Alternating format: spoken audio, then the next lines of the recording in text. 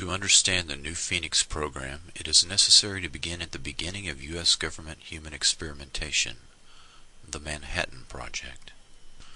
At dawn on July 16, 1945, the Trinity site witnessed the detonation of the device codenamed Gadget.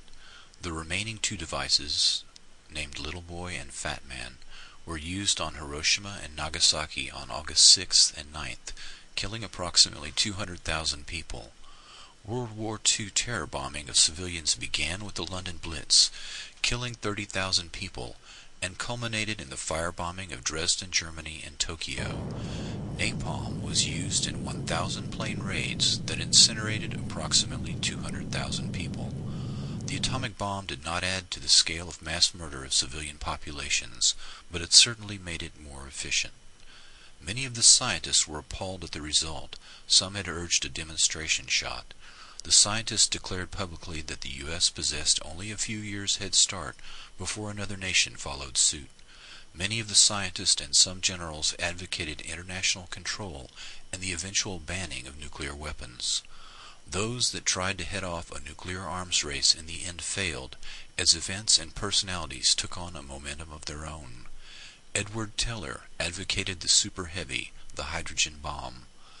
Oppenheimer objected to the development of the hydrogen bomb and stated that these were genocidal weapons. He was promptly replaced. Teller assumed the scientific leadership of the weapons program and remained influential for the entire Cold War. The largest hydrogen bomb ever tested by the U.S. was around 40 megatons, 2,000 times more powerful than the 20-kiloton Hiroshima bomb. The nuclear arms race that followed has resulted in the doctrine of MAD, mutually assured destruction. If either the U.S. or USSR launched any or all of their half of the 20,000 nuclear weapons they have aimed at each other, then they can rest assured that they too would be completely destroyed in a retaliatory strike.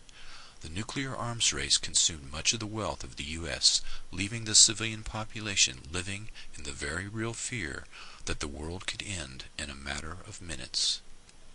In 1943, the first human test subjects would be used without their knowledge or consent. American citizens and hospitals began to receive plutonium or other forms of radiation treatments that had no therapeutic value. All of the experiments were conducted for the express purpose of answering the unknowns. How much radiation could kill a man? Could blood tests detect exposure? Are there treatments for exposure? Long before radiological warfare was used on enemy populations in war, it was purposely tested on American civilians. By 1945, the war was over, but these questions remained unanswered, and the experiments would continue in secret for the next 30 years. The School of Aviation Medicine in San Antonio, Texas, quietly began to do the test for the Air Force. Military officials did not object to the use of cancer patients, but many of these people were not very ill or had been misdiagnosed. Several of the people injected with plutonium had been diagnosed as having cancer when they did not.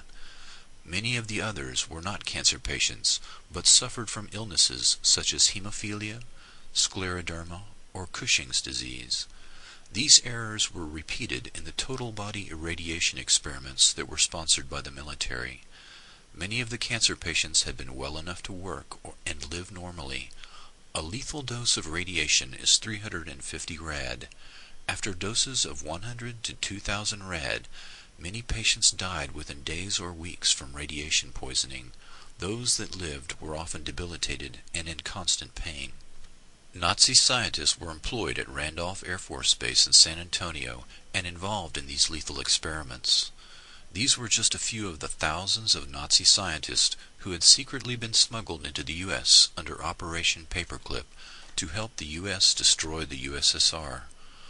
Dr. Hubertus Strughold was their intellectual and spiritual leader in radiation studies.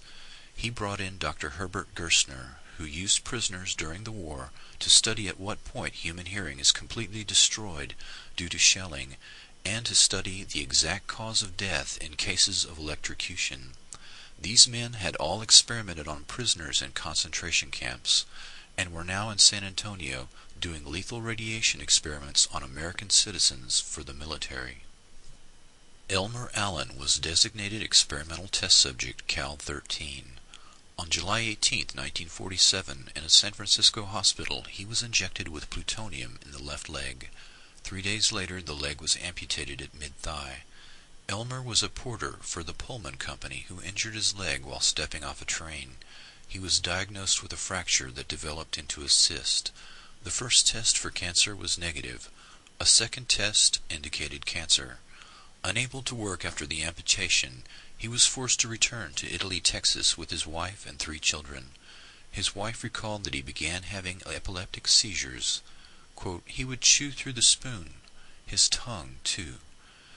Elmer began drinking heavily and told his best friend that he had been used as a guinea pig, but no one, not even his family doctor, believed him. The doctor later diagnosed him as a paranoid schizophrenic.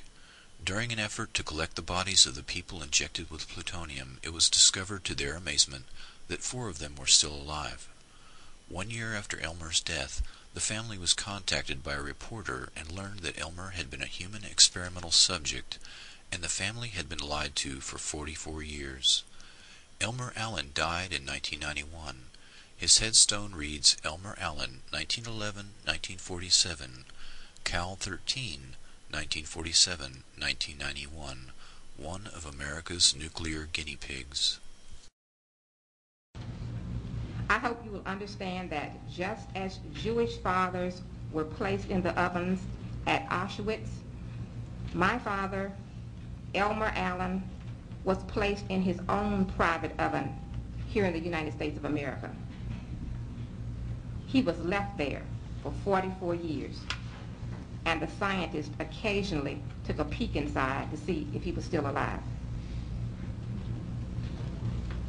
His survivors are pledged to tell the truth about this experiment for the next 50 or even 100 years if necessary, so that future generations will have more than lies, half-truths, and inconclusive reports when attempting to recount this real-life horror story.